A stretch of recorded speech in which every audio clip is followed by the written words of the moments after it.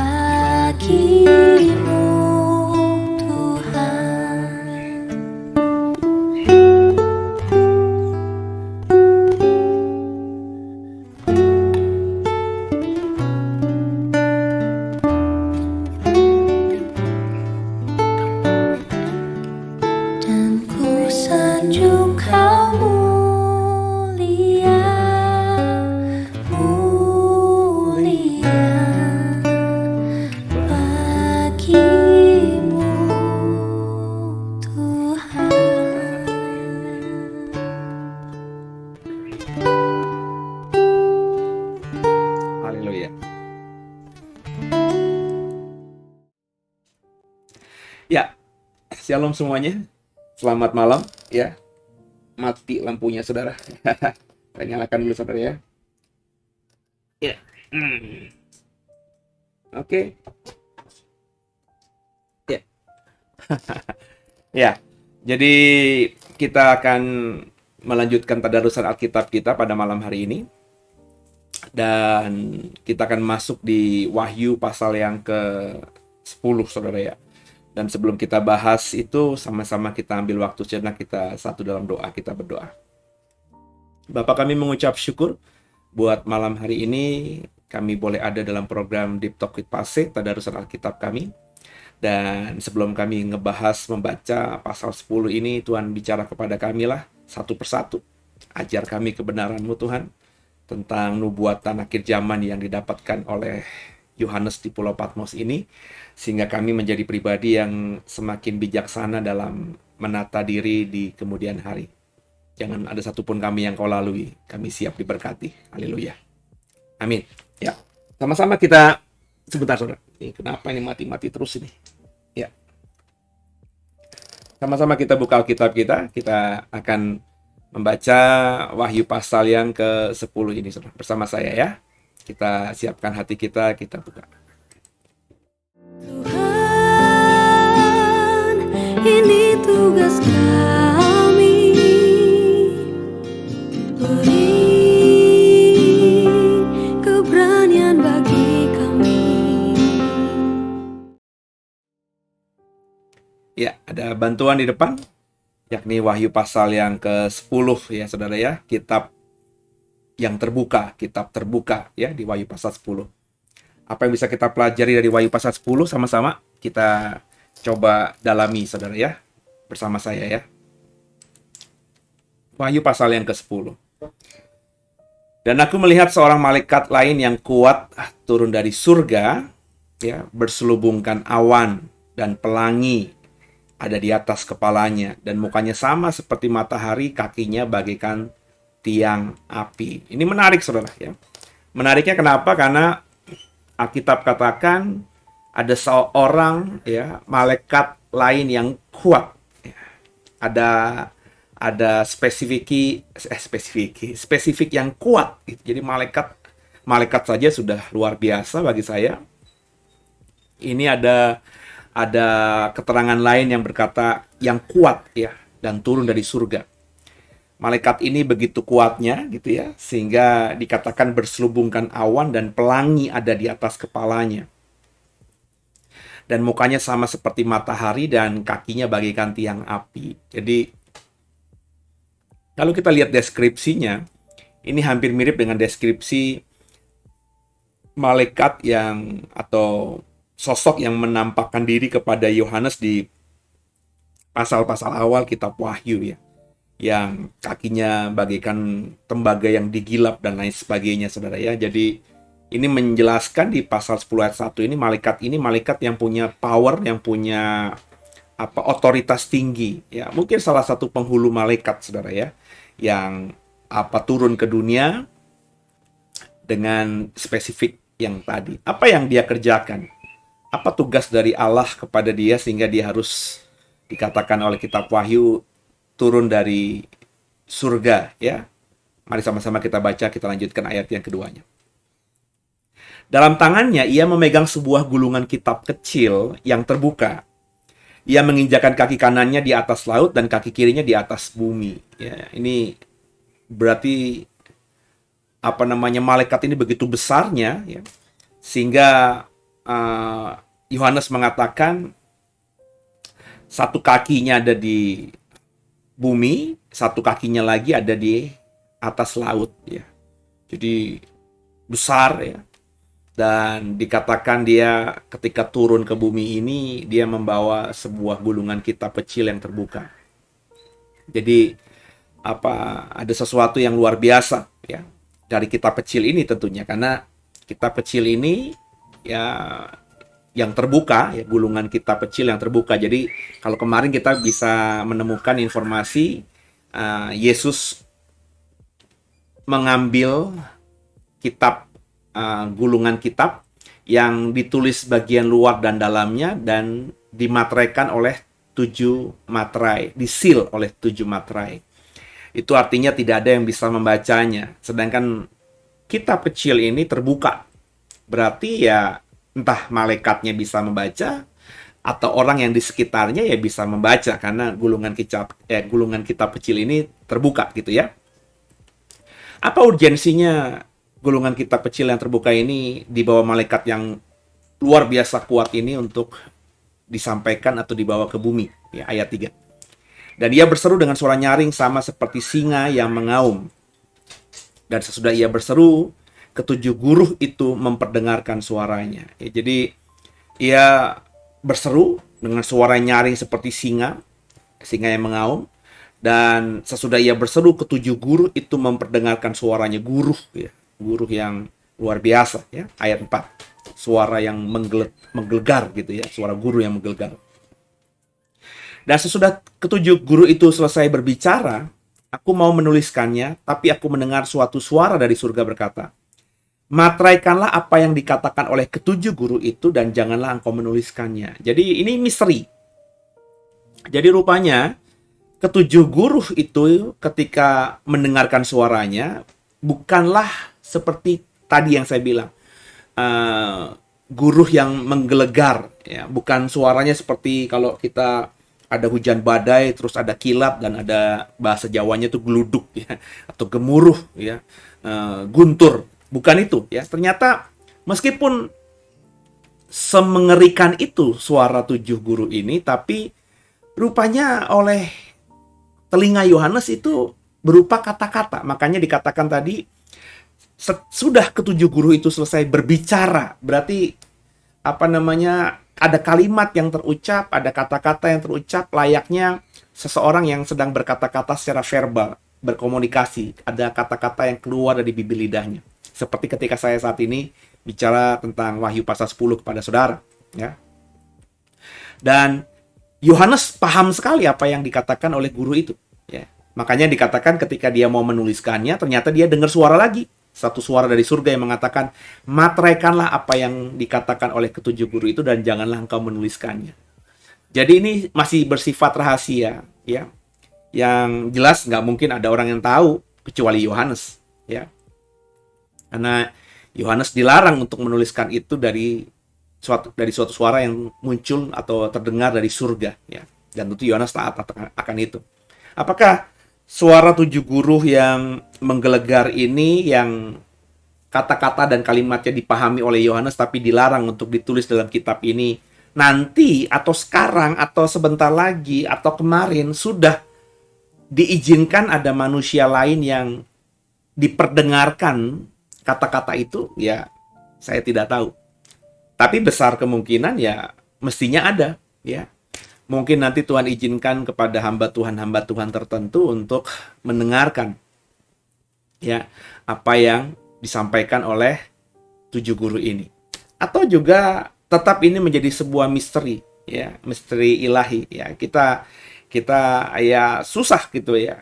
Kalau bagi saya nanti ke depan ada hamba Tuhan atau orang yang mengaku hamba Tuhan berkata, saya mendengar tujuh guru berkata demikian.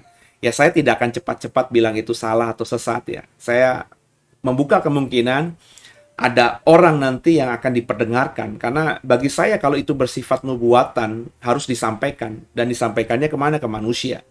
Ya, seperti Tuhan menyampaikan nubuatan akhir zaman ini via manusia yang namanya Rasul Yohanes, tentu hal-hal yang dimateraikan ini akan disampaikannya juga kepada oknum manusia lain di depan. Ya. Bisa jadi saya, bisa jadi saudara. Bisa jadi ini terjadi ketika kita semua sudah mati secara fisik. Atau mungkin sudah pernah diperdengarkan sebelumnya oleh hamba-hamba Tuhan ya sebelum waktu kita tadarusan Alkitab ini. Tapi sekali lagi semua itu harus diuji ya saudara ya, jangan langsung terlanjur percaya. Tapi saya membuka kemungkinan itu ya. Sangat besar menurut saya suara atau kalimat-kalimat yang diperdengarkan oleh tujuh guru yang didengar oleh Yohanes ini nantinya akan dibukakan materainya. Sehingga akhirnya kita semua bisa paham, ya. Tapi kembali lagi, biarlah waktunya Tuhan dan itu hak prerogatifnya Tuhan, ya. Kita jangan bermain di area itu. Tapi kalau dikasih ya puji Tuhan, berarti waktunya sudah sangat dekat, ya. Jadi harus sudah siap-siap. Bahkan hari ini ya sebaiknya kita sudah mempersiapkan diri dengan sungguh ya, supaya hal-hal yang dinubuatkan oleh kitab Wahyu akan terjadi segera, kita tidak melewatinya dengan kaget-kaget gitu, dengan hal-hal yang membuat kita terkejut gitu ya, karena semuanya sudah dinubuatkan. Itu makanya kan pentingnya kita bertadarusan hari ini ya, bertadarusan Alkitab, dalam hal ini kitab Wahyu atau nubuatan akhir zaman. Harapannya ya cuma satu, supaya Bapak, Ibu saya dan semua yang mengikutinya nanti semakin aware, semakin paham, semakin lebih peka, semakin lebih bisa membaca tanda-tanda zaman gitu, saudara ya. Kita lanjutkan ya ayat yang berikutnya, ayat yang kelima. Dan malaikat yang kulihat berdiri di atas laut dan di atas bumi, mengangkat tangan kanannya ke langit. Ya. Nah, ini menarik juga, saudara ya. Secara spesifik, Yohanes melihat disebutkan ada malaikat yang kuat, ya. Kemudian di atas kepalanya ada pelangi, kakinya bagaikan api, gitu ya. Ini kan mengindikasikan bahwa Yohanes yang saat itu diliputi oleh roh, dalam dimensi roh. Mungkin nanti kita dalam dunia roh, ketika kita sudah menjadi roh adanya, ya, roh kita sudah kembali kepada Bapa dan nanti kita diizinkan ada di dalam surga. Raga ini udah mati, tubuh, darah, dan daging kita sudah mati, saudara ya. Karena semua tubuh dan darah ini, daging dan darah ini nggak dapat bagian dalam kerajaan surga. Ya, kita dapat tubuh yang baru, ya, tubuh abadi kita, ya, mungkin manusia roh kita, ya, saudara ya. Meskipun bentuknya roh, ya, kita ketika ada dalam dimensi roh, ketika kita ada dalam dunia roh, kita bisa melihat. Jadi mungkin hari ini karena kita masih beda dunia. Kita masih dunia material, ya, dunia fana, dunia darah dan daging di bumi ini. Dengan dunia roh atau dimensi roh, kita tidak bisa saling, kita, ya, saudara saya, manusia, tidak bisa kasat mata langsung melihat. Ya. Tapi saya sangat percaya ya ada dimensi-dimensi roh yang ada di sekitar kita hari-hari ini. Ya, saya bisa berkata ya, banyak roh-roh yang disebut fallen angel yang mungkin sekarang ini sedang ada di sekitar saya ya, mencari cara untuk menerkam kita semua di rumah saudara ya, dan berusaha mengintimidasi kita dengan bentuk makhluk atau roh yang kita kenal, yang kita takuti ya. Mungkin mengambil rupa seperti opa kita, eyang kita, orang tua kita yang sudah mati untuk mengintimidasi kita atau seolah-olah menasihati kita, seolah-olah memarahi kita ya, banyak cara, saudara ya. Atau mungkin dengan bahasa kelemah lembutan. Nah, ini papa, nggak kangen sama papa, ajak ngobrol papa dong. Nah, ketika setan sudah mengambil wujud papa almarhum kita gitu ya, orang tua kita yang sudah meninggal, kemudian ngajak ngobrol kita dan kita respon, wah itu udah pintu masuk setan untuk menggocok kita lebih luar biasa lagi ya. Jadi saya percaya ya makhluk-makhluk malaikat, makhluk-makhluk surgawi tadinya yang dilempar ke bumi ini ya ada tinggal bersama kita, tapi kan kita nggak bisa melihat ya. Jadi kita nggak mengetahui bentuk rupa aslinya seperti apa ya. Hari ini kalau kita lihat mereka bentuknya, maafkan saya, seperti sundel bolong, terus genderuwo ya, setan, pokoknya yang bentuk-bentuk yang menakutkan kayak di film-film dan di cerpen-cerpen atau di cerita-cerita misteri itu, saya termasuk yang tidak percaya bentuk mereka seperti itu ya. Karena apa? Karena sudah saya jelaskan dalam beberapa program sebelumnya bahwa malaikat diciptakan tuh indah, makhluk surgawi itu indah ya. 4 makhluk sudah saya katakan, meskipun bentuknya kata Yohanes serupa burung nasar, ada yang serupa dengan singa ya, ada yang seperti anak manusia, tapi saya percaya itu indah ya. Kita aja yang karena keterbatasan logika, imajinasi kita menganggap 4 makhluk itu mengerikan ya. Tapi saya percaya itu indah. Nanti kita akan bertemu ketika kita sudah ada di sana, kita baru menyadari, oh ternyata itu indah. Jadi saya tidak percaya ada makhluk-makhluk rohani, makhluk-makhluk surgawi yang Tuhan ciptakan yang bentuknya aneh-aneh itu ya. Bentuknya tapi ada loh Pak, saya berani sumpah Pak. Saya pernah lihat genderuwo ya, karena di otakmu sudah ada imajinasi itu, sudah tertanam konsep itu. Mungkin dari cerita ketika kita kecil, jangan main malam-malam ya. Jangan duduk di bawah pohon mangga itu karena ada genderuwo. Genderuwo itu giginya besar, taringnya besar, rambutnya gondrong ya, kolornya hijau, perutnya buncit. Nah, itu udah masuk di otak kanan kita gitu. Otak kiri kita gitu ya.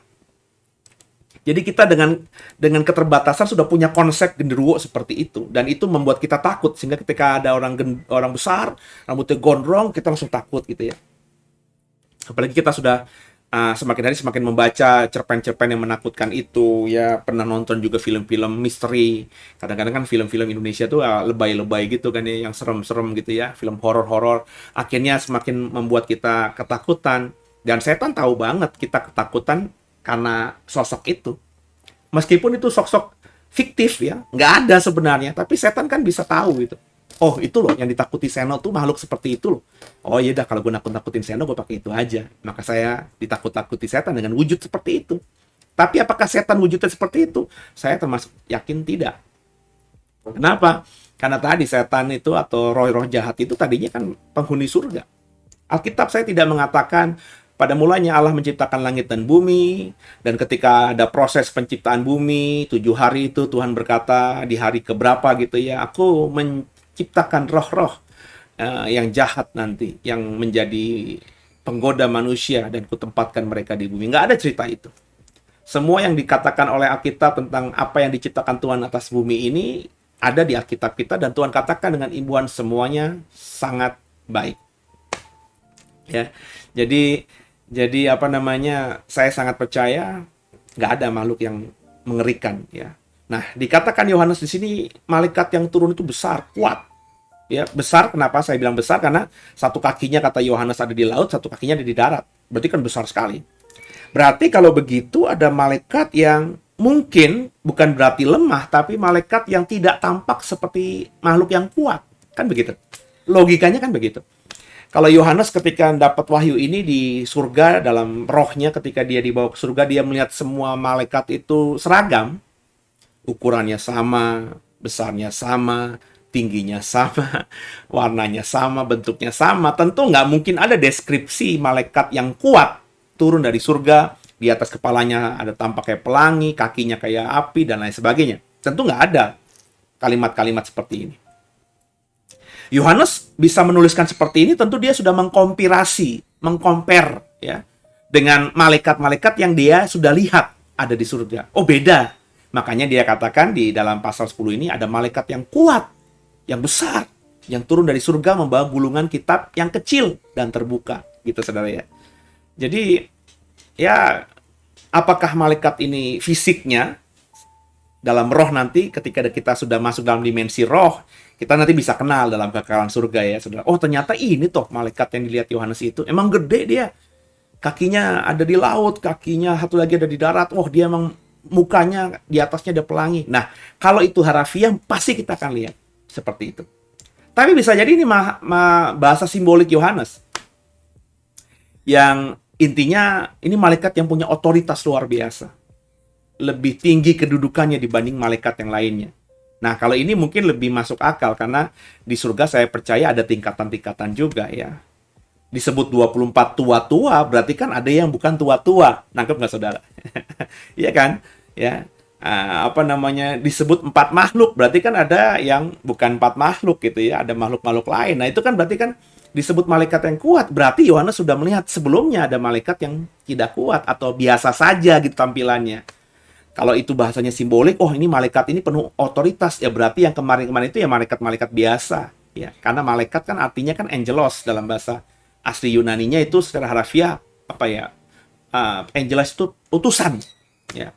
Orang yang disuruh-suruh. Ya, jadi mungkin Yohanes melihat di Wahyu 10 ini malaikat yang turun ke bumi ini bukan malaikat yang biasa, not ordinary angel gitu ya. Bukan malaikat yang biasa yang dia sudah lihat di surga. Tapi malaikat yang luar biasa, yang otoritasnya kuat, ya, sehingga dia dipercaya untuk memegang gulungan kitab yang terbuka ini. Gitu, saudara ya. Kemudian dikatakan tadi malaikat itu mengangkat tangan kanannya ke langit. Ya, ngapain? Ya, kita baca ayat yang berikutnya, ayat yang ke-6 ya, sama-sama saya. Dan ia bersumpah demi Dia yang hidup sampai selama-lamanya, yang telah menciptakan langit dan segala isinya, dan bumi dan segala isinya, dan laut dan segala isinya, katanya tidak akan ada penundaan lagi. Jadi malaikat itu yang turun ke bumi, malaikat yang kuat, otoritas besar itu, terserahlah ya. Saudara menafsirkannya bagaimana? Apakah harafiah atau simbolik ya? Nggak penting banget bagi saya ya. Ketika malaikat ini turun ke bumi, dia angkat tangannya ke atas dan dia bersumpah demi dia ya yang menciptakan segala-galanya ya, dan berkata tidak akan ada lagi penundaan lagi. Apa penundaan apa? Penghakiman Tuhan atas apa? Atas dunia ya. Jadi benar-benar setelah pasca Wahyu pasal 10 ya, antara materai ke-6 dan materai ke-7 ini tidak ada penundaan lagi. Berarti waktunya sudah sangat singkat bahwa bumi dan segala isinya akan dihakimi, akan diberikan penghukuman sampai akhirnya langit dan bumi ini lenyap ya. Lanjut ayat 7. Tapi pada waktu bunyi sangkakala dari malaikat yang ke-7, yaitu apabila ia meniupkan sangkakalanya, maka akan genaplah keputusan rahasia Allah seperti yang telah ia beritakan kepada hamba-hambanya, yaitu para nabi. Jadi malaikat ke-7 inilah yang akan meniup sangkakalanya dan menjadi penggenap dari semua keputusan rahasia Allah ya, dari semua yang sudah diberitakan oleh nabi-nabi. Ayat 8. Dan suara yang telah kudengar dari langit itu berkata pula kepadaku, katanya, pergilah, ambillah gulungan kitab yang terbuka di tangan malaikat yang berdiri di atas laut dan di atas bumi itu. Nah, ini menarik, saudara. Di ayat 8 dikatakan suara dari surga itu yang melarang Yohanes untuk menuliskan apa yang dia dengar dari ketujuh guru itu, kemudian berkata lagi sama Yohanes ya. Jadi perkataannya, pergi, ambil gulungan kitab yang terbuka di tangan malaikat yang kuat itu, yang berkata, aku bersumpah tidak akan ada penundaan lagi ya. Ambil dari tangannya dan pegang itu ya. Apa yang terjadi kemudian? Ayat 9. Lalu aku pergi kepada malaikat itu dan meminta kepadanya supaya ia memberikan kepadaku, memberikan gulungan kitab itu kepadaku. Katanya kepadaku, ambillah dan makanlah dia. Ia akan membuat perutmu terasa pahit tetapi dalam mulutmu ia akan terasa manis seperti madu. Jadi rupanya gulungan kitab ini yang dibawa oleh malaikat yang kuat dari surga, kemudian malaikat ini berkata tidak ada penundaan lagi. Itu memang secara spesifik diberikan kepada Yohanes. Ya. Yohanes melihat itu, dapat perintah, ambil dari malaikat itu, dan ketika diminta oleh Yohanes dari malaikat itu berkata, ambillah dan makanlah. Ya, jadi bukan untuk dibaca, tapi dimakan. Ya. Dan malaikat itu berkata, nanti ketika ada dalam mulutmu akan manis, ya. Tapi nanti kalau udah sampai ke perut, pahitnya luar biasa. Ya. Nah, ini apa bentuknya ya? Saya nggak tahu juga ya. Apakah ini makanan? Jelas disebutkan kitab ya. Jadi rupanya ini pasti menggunakan bahasa simbolik ya, bahwa apa yang dibawa oleh malaikat yang kuat dari surga ini dan berkata kemudian nggak ada lagi penundaan, itu adalah bersifat sesuatu yang mengerikan karena tampaknya awalnya manis tapi dalam perut nanti pahit ya. Ayat 10. Lalu aku mengambil kitab itu dari tangan malaikat itu dan memakannya. Di dalam mulutku ia terasa manis seperti madu, tapi sesudah aku memakannya perutku menjadi pahit rasanya. Maka ia berkata kepadaku, engkau harus bernubuat lagi kepada banyak bangsa dan kaum dan bahasa dan raja. Ya, jadi habis Yohanes mendapatkan kitab itu kemudian memakannya ya, tidak ada penjelasan lain ya, cuma penegasan bahwa apa yang dirasakan oleh Yohanes ketika makan kitab itu persis seperti yang dikatakan malaikat. Ketika di mulut terasa manis, di perut terasa pahit gitu ya, mirip ya, tapi nggak dijelaskan itu apa ya. Saya cuma akhirnya menafsirkan bahwa itu sesuatu yang tampilan luarnya itu mungkin enak atau indah, tapi dalamnya itu gimana begitu ya sebenarnya, karena kan dalam perut pahit ya. Saya nggak tahu ada makanan seperti itu nggak sekarang ini ya, yang dalam mulut itu manis kayak permen, kayak es krim, kayak susu, kayak minuman-minuman yang manis, tapi habis kita minum terus pahit. Yang saya tahu ada beberapa makanan Yang misalnya kalau pedes ya, level pedes itu kan kadang-kadang ada yang di mulut pertamanya manis gitu ya. Tapi lama-lama tuh rasa pedesnya, cabenya itu mulai kerasa gitu ya. Ya, ada, tapi kalau yang di mulut manis kemudian di perut pahit, saya nggak ketemu, saya belum nemu ya. Nggak mungkin saudara pernah merasakan ya, di daerah saya nggak ada yang aneh-aneh gitu. Kalau ada ya mungkin boleh dikirim ke saya gitu ya, supaya saya bisa merasakan bagaimana di mulut manis tapi di perut kemudian ketika udah ditelan, ketika sudah hancur jadi pahit gitu ya. Yang ada manis dan pahit itu kan kita rasakan di mulut kita, di bibir kita, bukan di perut gitu ya. Jadi ini sesuatu yang mungkin harus ditafsirkan secara secara apa namanya? Secara bukan secara harafiah tapi secara simbolik ya, bahwa sesuatu yang terjadi setelah malaikat bilang tidak ada penundaan lagi, itu sesuatu yang benar-benar mengerikan luar biasa ya. Kemudian ketika itu terjadi, ayat 11 dikatakan, maka malaikat itu berkata kepadaku, kepada Yohanes, engkau harus bernubuat lagi kepada banyak bangsa dan kaum dan bahasa dan raja. Jadi setelah mendapatkan makanan itu ya, malaikat itu memerintahkan Yohanes untuk bernubuat terus. Bernubuatnya kapan? Ya setelah dia dapat wahyu ini. Setelah dia selesai dapatkan wahyu ini, Yohanes gak boleh berhenti. Justru dia harus bernubuat lagi, berkhotbah lagi, mengabarkan Injil lagi kepada banyak bangsa, kaum dan bahasa dan raja. Ya. Jadi ya inilah yang yang kita bisa pelajari dari Wahyu pasal yang ke-10 ya, terutama cuma 11 ayat, Saudara. Jadi tidak banyak ya, hanya 11 ayat ya. Nanti Wahyu pasal 11 kita akan bicara soal dua saksi Allah. Kalau saya mau lanjutkan takutnya nggak keburu gitu Saudara ya. Jadi mendingan besok aja kita akan masuk menjadi membahas tentang dua saksi Allah yang akan Tuhan kirimkan ke dunia ini sebagai nabi, sebagai utusan terakhirnya untuk menginjil, untuk bertobat, mempertobatkan orang-orang yang tersisa yang ada di bumi ini. Karena kalau kita membaca atau mendengarkan tadarusan yang kemarin, di tadarusan kemarin sepertiga manusia sudah mati, sudah binasa ya, akibat penghukuman dari sangkakala yang ke-6, di mana dikatakan ada peperangan yang melibatkan 20.000 laksa ya. Itu saya agak salah ya dalam menafsirkannya, dan saya juga kemarin agak salah juga dalam mengambil potongan itu dalam khotbah. 20.000 laksa, saya ingat saya laksa itu 1.000, ternyata 10.000 Saudara. Jadi kalau 20.000 laksa ya, 20.000 laksa itu berarti 20.000 kali 10.000, berarti 200 juta pasukan perang yang ada di Wahyu pasal yang ke-9 tentang sangkakala yang ke-6 ya. Ini 200 juta tentara kurang lebih ya. Itu luar biasa ya Saudara, itu bagi saya sesuatu yang besar sekali ya. Pasti melibatkan negara-negara yang besar ya. Contoh kalau kita ngomongin misalnya kayak negara-negara ASEAN saja yang punya angkatan bersenjata atau pasukan tempur yang besar ya cuman Indonesia. Yang lainnya paling cuma punya 10.000 ya, punya paling banyak cuman 100.000 ya, tapi Indonesia bisa jutaan ya. Kalau nggak salah ada berapa juta gitu ya pasukan perangnya ya, tentaranya. Makanya meskipun Indonesia itu alat tempurnya ya tidak terlalu canggih, tapi tetap mengerikan karena punya tentara, punya manusia itu yang jutaan, yang siap untuk berperang ya.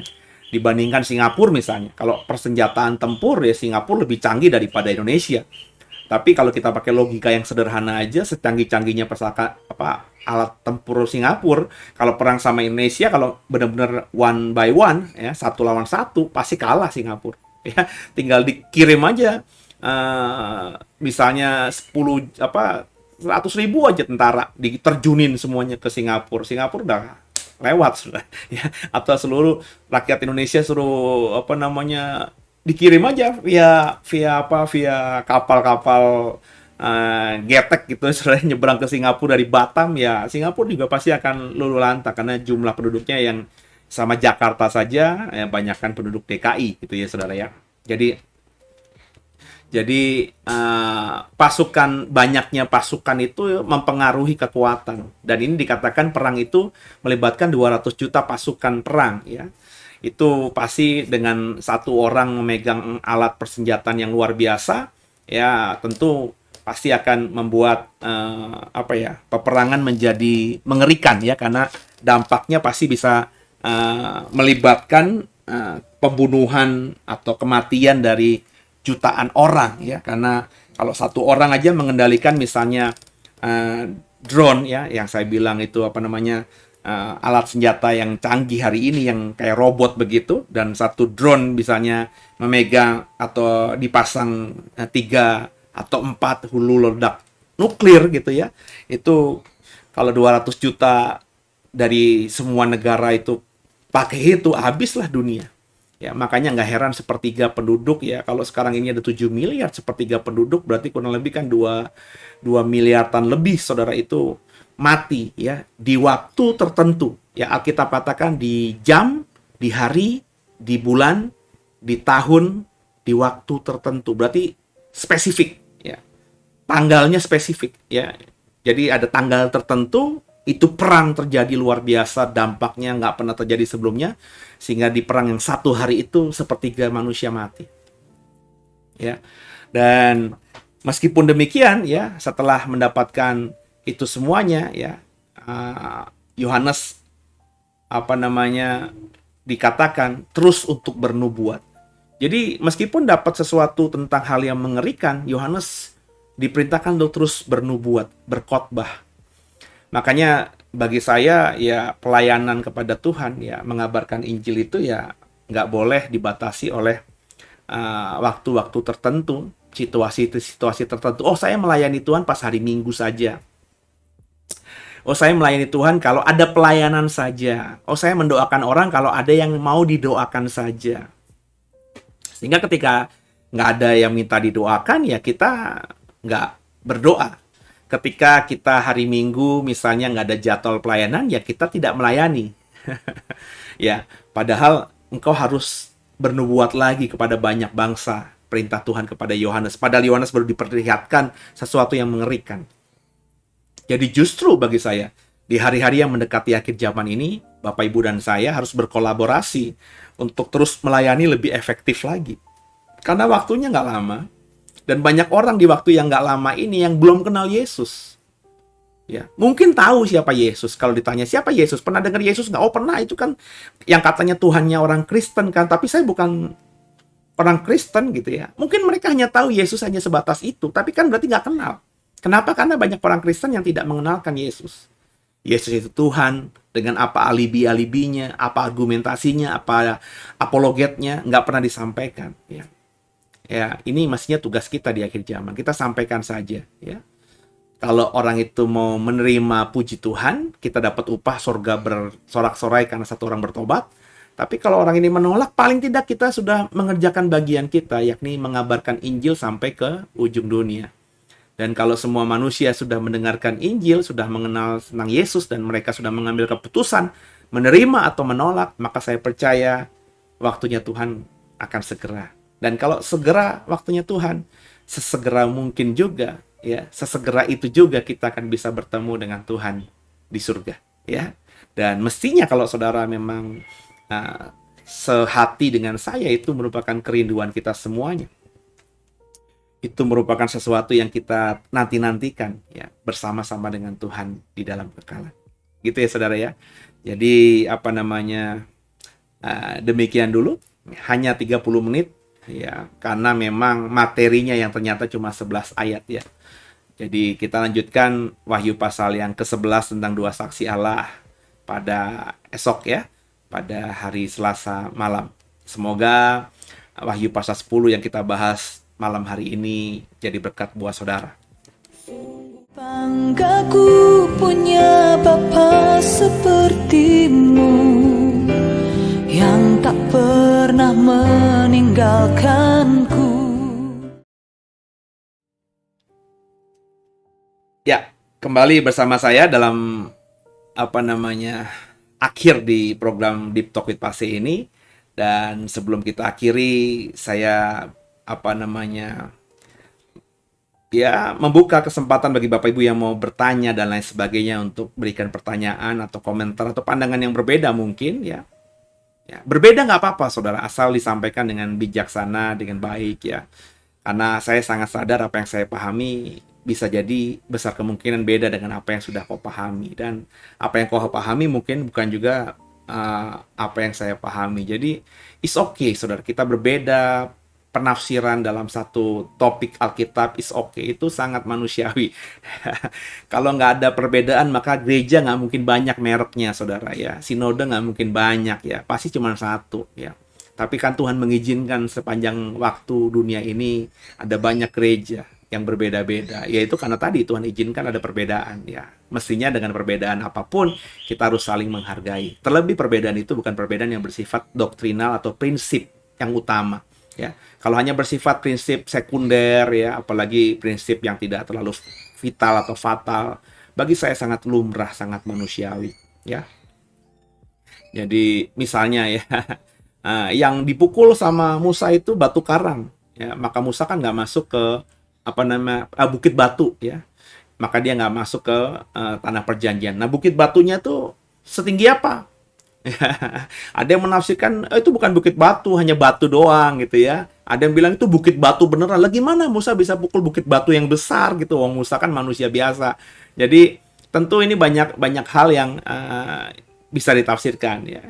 Kalau kita lihat misalnya di di situs-situs yang ada di internet, di YouTube gitu ya, tentang bukit batu yang diperkirakan dipukul sama Musa, ada bukit batu yang tinggi banget, saudara, besar sekali, dan memang ada lekukannya, ada kayak pecahan begitu di puncaknya gitu.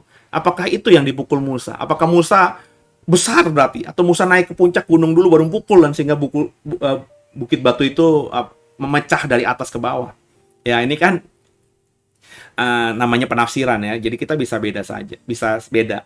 Atau saudara bilang enggak, yang dipukul itu cuma batu, ya batu gede, mungkin gunung batu tuh kayak kalau kita lihat ke daerah puncak, ada dekat gunung berapi, ada batu-batu yang besar-besar, ya mungkin sebesar itu kalau yang dipukul Musa, maka batu itu mengeluarkan air ya. Nah, ini kan bukan sesuatu yang penting banget gitu ya. Ngapain kita ribut mengenai bukit sebesar apa bukit batu atau gunung batu atau batu yang dipukul Musa sehingga membuat Musa tidak bisa sampai masuk ke dalam tanah perjanjian? Kan nggak penting banget. Yang pentingnya dari cerita itu bahwa Musa tidak bisa mengendalikan dirinya. Cuma disuruh Tuhan berkata kepada bukit itu supaya keluar airnya, tapi dia karena kesel sama Israel, nggak bisa mengendalikan emosinya, sehingga akhirnya dia marah, dia pukul bukit batu itu. Ya kan itu, intinya kan itu. Ya, untuk hal kecil saja, mestinya kita harus taat sama Tuhan. Karena pelanggaran sekecil apapun di mata Tuhan tetap pelanggaran. Dosa yang kita anggap kecil, dosa sekecil apapun yang kita anggap di mata Tuhan tetap dosa. Dan upah dosa adalah maut. Ya, jadi setiap kita membaca Alkitab, kita harus tahu kerikmanya, intinya dulu, itu yang kita pegang, saudara. Ya, bukan hal-hal yang bersifat luarnya. Ya, ada inti dari cerita yang bisa kita dapatkan. Yang di dalam Wahyu pasal 10 tadi, yang intinya apa? Intinya kita tahu bahwa yang akan terjadi atas dunia ini luar biasa. Padahal kalau kita membaca atau mengikuti tadarusan sebelumnya, dari materai pertama, kedua, ketiga, keempat, kelima, keenam, ketujuh, sangkakala 1, 2, 3, 4, 5, 6, 7, 6 ya. Itu sudah mengerikan ya. Sudah membuat sepertiga daratan hancur, sepertiga lautan hancur, sepertiga air di darat, air tawar, ya, mata air dan sungai hancur, menyebabkan sepertiga manusia mati. Itu saja udah luar biasa. Sepertiga angkasa bahkan sudah hancur juga. Matahari, bulan, bintang, semua planet-planet itu berguguran sepertiganya. Itu kan udah dahsyat banget, saudara ya. Tapi justru ya, kita dapat di Wahyu pasal 10 ini. Ketika malaikat yang kuat itu berkata, sungguh aku bersumpah tidak akan ada penundaan lagi. Berarti yang terjadi setelah pasca Wahyu pasal 10 yang kita baca, masuk ke pasal 11, 12, 13, dan seterusnya nanti, itu merupakan klimaks atau lebih luar biasa lagi penghakiman Tuhan atas dunia ini. Jadi itu yang bisa kita dapatkan dari tadarusan kita malam hari ini, saudara ya. Dan sebelum kita akhiri, kita tundukkan kepala, kita berdoa. Bapak, kami mengucap syukur buat malam hari ini. Kami belajar banyak tentang akhir zaman, Wahyu pasal 10 ini. Tuhan tolong kami agar semakin bisa memahami, mengerti tentang akhir zaman, sehingga kami bisa menata diri dengan lebih baik lagi. Ampuni salah dosa kami, Yesus. Kaulah Tuhan Juru Selamat kami yang hidup, Yesus. Dan ke dalam tangan-Mu lah kami serahkan tubuh jiwa roh kami. Yesus, Kaulah pemilik hidup kami. Haleluya. Amin.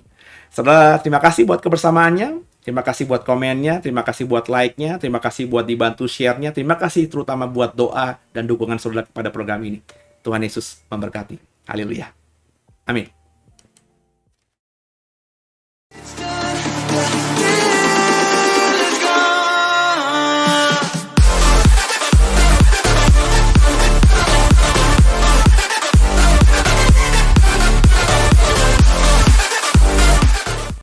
Bagi Bapak Ibu yang merasa diberkati dan ingin memberkati kami lebih lewat dana, dapat disalurkan melalui scan barcode berikut ini atau ditransfer melalui rekening yang ada di layar Bapak Ibu Saudara.